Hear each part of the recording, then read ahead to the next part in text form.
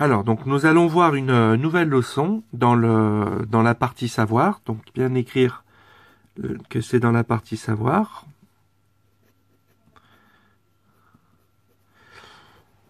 Donc c'est dans le cadre espace et géométrie. Utiliser les notions de géométrie plane pour démontrer. Donc bien écrire le titre. Et on va avoir une notion qui s'institue dans une discipline, on pourrait appeler ça une discipline, qui s'appelle la trigonométrie. Donc trigonométrie, ça vient d'un mot grec. Tri, ça veut dire 3. Gono, ça vient d'angle, du mot angle. Et métrie de métron, mesure. Donc c'est la mesure des angles dans un triangle. Donc on va voir qu'il y a un lien. Nous on travaillera toujours dans un triangle rectangle ici. Donc on va travailler dans des triangles rectangles. Et on va voir qu'il y a un lien entre les angles et les côtés d'un triangle rectangle. Donc pour ça, on va faire une observation, on va faire une petite expérience pour comprendre ce phénomène. Alors, je fais la petite expérience devant vous. Donc ici, on va construire un triangle ABC. Donc on le voit ici, le triangle bleu.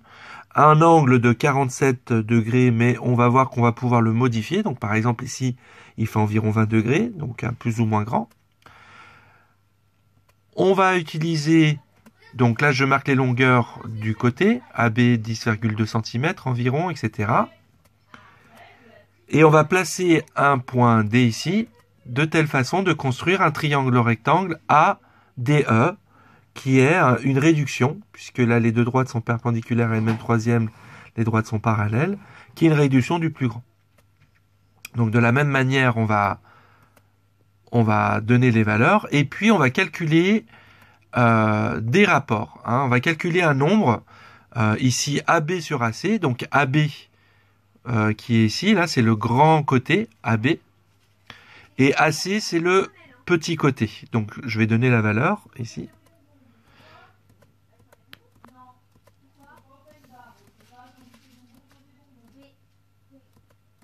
Voilà, ça va venir, voilà, 6,18. Donc là, l'ordinateur a calculé la longueur AB, 10,2, divisé par AC, le grand côté, donc qui fait environ 14. Et on trouve 0,718. Ce qui est naturel, puisque le petit côté, par le biais du théorème de Pythagore, est toujours plus petit que l'hypoténuse. Et donc on l'a fait ici, AB, le grand côté ici du côté du triangle rectangle, divisé par l'hypoténuse du grand triangle. Et on va faire le même type de calcul avec le triangle qui est vert ici. Donc AD, donc qui est ici, AD, le petit côté, divisé par l'hypoténuse qui est à E. Et on voit qu'on trouve le même nombre. C'est-à-dire que quand je prends le petit côté ici, qui est donc, on dit qu'il est adjacent à l'angle, divisé par l'hypoténuse, on obtient toujours le même nombre. Alors pour voir que ce n'est pas une coïncidence, on va déplacer le point C, et on voit qu'effectivement, en changeant l'angle, le nombre lui change, mais par contre, les deux coefficients ici, les deux coefficients directeurs sont les mêmes. Si je déplace le point D, on voit que les valeurs, elles bougent. Par contre, le nombre reste le même. En fait, on se rend compte que en faisant ce calcul ne dépend pas des triangles rectangles ici que l'on a sous les yeux, mais de l'angle ici qui est ici. C'est l'angle qui détermine ce nombre. On pourrait voir cette situation comme une situation de fonction. À un angle donné, j'associe un nombre donné. Eh bien, cette fonction, on lui a donné un nom. On l'a appelé le cosinus de l'angle. Donc le cosinus de l'angle est donné par le côté adjacent à cet angle, qui est ici, le côté adjacent, donc ça peut être lui ou lui, si je prends ce deuxième triangle rectangle, divisé par l'hypoténuse, ce grand côté de l'hypoténuse, ou alors ce grand côté. Alors, donc on va voir ici qu'en fait, ce que je viens d'explorer, on peut le démontrer. Donc on va le démontrer en s'aidant de la proposition 2 du livre 6 des éléments d'Euclide, donc le fameux théorème de Thalès. Mais on voit bien que c'est pas les mêmes longueurs qui sont en jeu. Par exemple, pour le théorème de Thalès, c'est AD sur AB, qui est le coefficient de réduction. Et là, on va regarder AD sur AE. Hein, donc, on va essayer de montrer, donc notre objectif,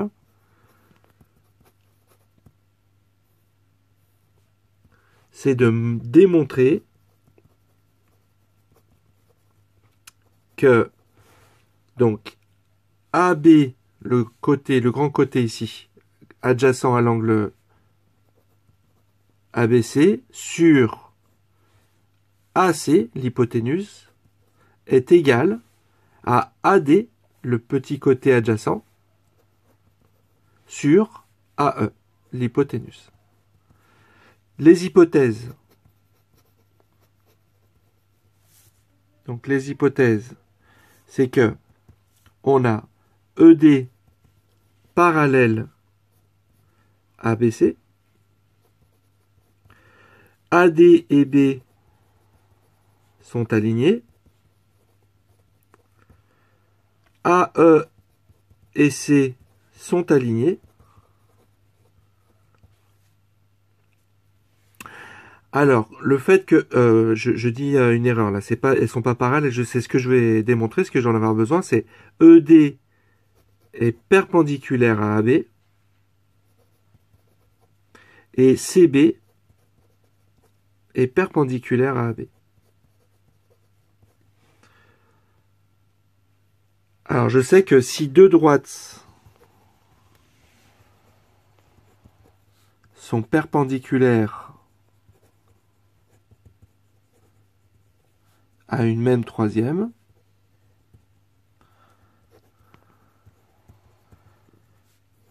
alors elles sont parallèles entre elles.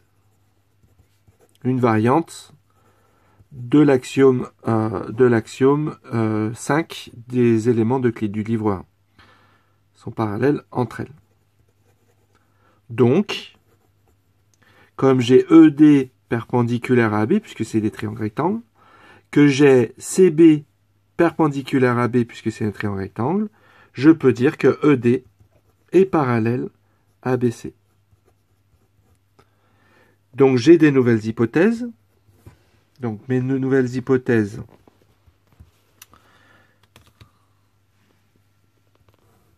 c'est que ED parallèle à BC, à la droite BC, puisque je viens de le démontrer juste avant, que AD et B sont alignés, donc ça je l'ai déjà dit, mais je le réécris, et AEC, les points AE et C sont alignés aussi. Donc d'après la proposition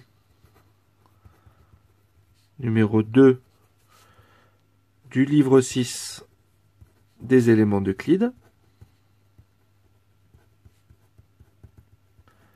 donc le théorème de Thalès en France, je peux dire donc AD, donc je vais exprimer le coefficient de réduction, AD sur AB, c'est le coefficient de réduction, est égal à AE sur AC. Donc je vais utiliser que ces rapports-là. Donc je peux dire, c'est ce qu'on appelle le produit en croix, qui fait l'objet aussi d'une proposition dans les éléments d'Euclide, que AD fois AC est égal à AE fois AB. Et donc, en réorganisant ce calcul sous forme de fraction, je peux dire que AD sur AE est égal, AD sur AE est égal à AB sur AC. Ce que je voulais démontrer au-dessus. Donc j'ai bien montré que ce nombre-là, AD sur AE, est toujours égal à AB sur AC. Et donc, ce nombre-là ne dépend pas des longueurs ici, mais ne dépend que de l'angle. Si je change l'angle, le rapport sera différent, mais il sera toujours égaux comme je l'ai montré. Donc je remontre la preuve de manière bien structurée, qu'on ait bien en tête. Donc démontrer que AB sur AC sur l'hypoténuse est toujours égal à AD sur AE. les hypothèses, c'est que le triangle ABC est un triangle en B, ADE est un triangle en D. Moi, je l'avais dit un peu autrement à l'écrit, mais ça revient au même. Si deux droites sont perpendiculaires à elles-mêmes troisième, alors elles sont parallèles entre elles. Donc, la droite BC est parallèle à la droite DE. Mais une nouvelle hypothèse, c'est que BC et DE sont parallèles et que les points sont alignés. D'après la proposition 2 du livre 6 des éléments d'Euclide, donc le fameux théorème de Thalès, je peux dire que AD sur AB est égal à AE sur AC, qu'AD fois AC égale AE fois AB, c'est le produit en croix, je le remontre, AD fois AC est égal à AB fois AE. Et donc, je peux dire que AD sur AE est égal à AB sur AC. Donc ce nombre-là, on lui a donné un nom, on l'appelle le cosinus de l'angle, donc ici par exemple de l'angle 47 degrés. On peut utiliser la calculatrice. Donc, alors, on peut utiliser une calculatrice pour calculer ces nombres-là. Donc, par exemple, pour le cosinus, on a les touches ici sin, qui veut dire sinus. Je l'expliquerai juste après. Le nombre qu'on a découvert ici, qui en fait, on va avoir une fonction cosinus, COS, et le troisième qu'on va découvrir, troisième fonction, tangente TAN. Alors, donc, par exemple, vas-y.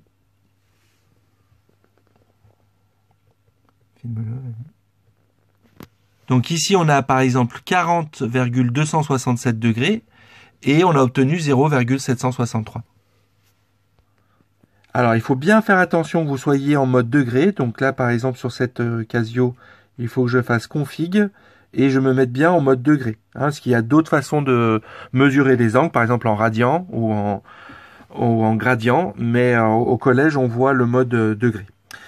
Donc, quand je suis en mode degré, j'appuie donc cosinus 40, ici, 40,267. Et on voit qu'il me donne environ, donc 0,63, il me donne même plus de décimales. Hein, c'est un nombre qui est assez complexe, donc qui se termine jamais en termes de décimales. Mais nous, on retiendra les premières décimales qui sont plus importantes. On voit bien qu'ici, c'est un coefficient de réduction hein, qui transforme l'hypoténuse au côté adjacent, donc 0,63. Si je prends par exemple une autre valeur, cosinus de 30 degrés, je vais trouver 0,866. Alors, petite remarque, quand on calcule un cosinus, on trouvera toujours un nombre entre 0 et 1, parce que le cosinus est un coefficient de réduction. Alors là, on s'est intéressé au côté adjacent sur l'hypoténuse, et on a trouvé qu'on trouvait toujours le même nombre. On aurait pu très bien, par exemple, calculer le côté opposé, la mesure du côté opposé, ici, à l'angle, divisé par l'hypoténuse. Et donc, on aurait fait DE divisé par AE et BC divisé par AC et on aurait trouvé toujours le même nombre. Donc là, ça donne un autre nombre qu'on appelle le sinus et qui est en fait une fonction aussi. Donc, c'est le sinus d'un angle, hein, donc qui est donné par le côté opposé divisé par l'hypoténuse. Et il y a encore un autre nombre que l'on peut construire, c'est le côté opposé divisé par le côté adjacent, donc à l'angle. C'est ce qu'on appelle la tangente, et elle-même aussi, elle donne. Il y aurait d'autres nombres qu'on pourrait construire, mais au collège, on apprend à travailler avec ces trois nombres. Donc je dis nombre, mais il faut entendre qu'en fait, derrière, il y a une fonction. Une fonction, parce que c'est un nombre, là ici, donné par un rapport de deux longueurs, mais quand on fait varier l'angle, ce nombre-là, il se modifie. Alors, le cosinus d'un angle, on peut le voir comme un coefficient de réduction qui transforme l'hypoténuse au côté adjacent. Donc, cosinus d'un angle, c'est comme un coefficient de réduction. Et le sinus, c'est aussi un coefficient de réduction qui transforme la longueur de l'hypoténuse en côté adjacent, en la longueur du côté adjacent. Par contre, la tangente, ce n'est ni un coefficient de réduction, ni un coefficient d'agrandissement. Alors, pour retenir toutes ces définitions, on a un petit mot qui est comme une formule magique. C'est un mot qui veut rien dire, mais qui nous rappelle grâce aux lettres les définitions. Donc, on dit SOHCAHTOA. SOHCAHTOA, donc le S, il signifie sinus. O, il veut dire côté opposé. H, il veut dire hypoténuse, longueur de l'hypoténuse. Le C, ça veut dire cosinus. Adjacent, hypoténuse, donc côté adjacent sur côté hypoténuse, et tangente, c'est opposé sur adjacent. Donc là, on va écrire ça dans le cahier. Dans un triangle rectangle, le sinus d'un angle aigu est donné par longueur du côté opposé de cet angle sur longueur de l'hypoténuse. Donc si on prend cet angle-là, par exemple, pour trouver le sinus de cet angle-là, ABC, on fait la longueur AC divisée par BC. De la même manière, cosinus, dans un triangle rectangle, le cosinus d'un angle aigu est donné par longueur du côté adjacent de cet angle sur longueur de l'hypoténuse. Donc ici, si on prend cet angle, le côté adjacent est ici et on le divise par l'hypoténuse. Alors attention, si on avait pris cet angle-là, ce côté devient le côté opposé à cet angle-là. Il faudra donc prendre ce côté adjacent. Et enfin, la tangente d'un angle aigu est donnée par le côté opposé divisé par le côté adjacent. Donc voici les définitions donc dans le registre verbal. Je vais commencer par le sinus. Donc le sinus d'un angle aigu est donné par le côté... Alors d'abord on repère l'angle, ici il est là l'angle. C'est la longueur du côté opposé divisé par l'hypoténuse. Hein. Donc l'hypoténuse c'est toujours le côté opposé à l'angle droit. Donc le côté opposé divisé par l'hypoténuse. Alors dans le registre algébrique on écrit, puisque c'est comme je l'ai dit une fonction, sinus... On l'écrit CSIN comme sur la calculatrice. Parenthèse pour dire que c'est un argument comme dans la fonction. ABC, donc c'est toujours sinus d'un angle, est égal. Donc ici le côté opposé c'est AC sur BC. Voilà. Et donc le sinus est un coefficient de réduction, voilà, qui transforme l'hypoténuse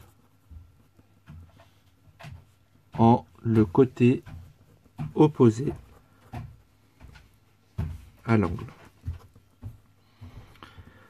Donc pour le cosinus, on écrit dans le registre algébrique COS, c'est le début du mot cosinus, de l'angle ABC, donc on voit bien le langage des fonctions, hein, le parenthèse pour dire en fait l'antécédent, est égal à, donc côté, alors l'angle il est ici, côté adjacent AB sur BC. Le cosinus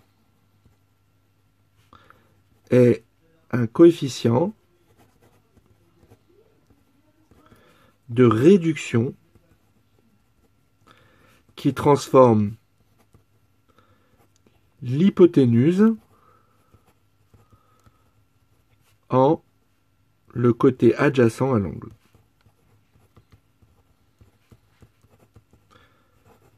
Voilà. Alors, petite remarque, l'angle est toujours compris entre 0 et 90 degrés, hein, puisqu'on est dans un triangle rectangle, la somme des trois angles est toujours égale à 180 degrés, proposition 32 du livre 1 des éléments d'Euclide. Donc cet angle-là, il ne peut jamais dépasser 90 degrés, toujours compris entre 0 exclu et 90 exclu. Et enfin, la dernière fonction, c'est la fonction tangente, qu'on écrit TAN, tangente de l'angle, entre parenthèses, A, B, C, et donc c'est le côté opposé divisé par le côté adjacent. Donc pour bien s'en rappeler, rappelez-vous de la formule magique SOHCAHTOA. Hein, c'est une formule qui aide bien à retenir SOHCAHTOA. Vous voyez, tangente, c'est opposé sur adjacent.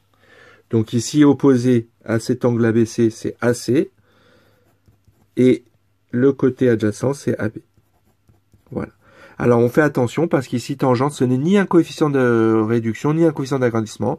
Il peut être plus grand que 1 parfois, des fois il est plus petit que 1. Donc on ne peut pas l'utiliser comme un coefficient d'agrandissement ou de réduction. Voilà.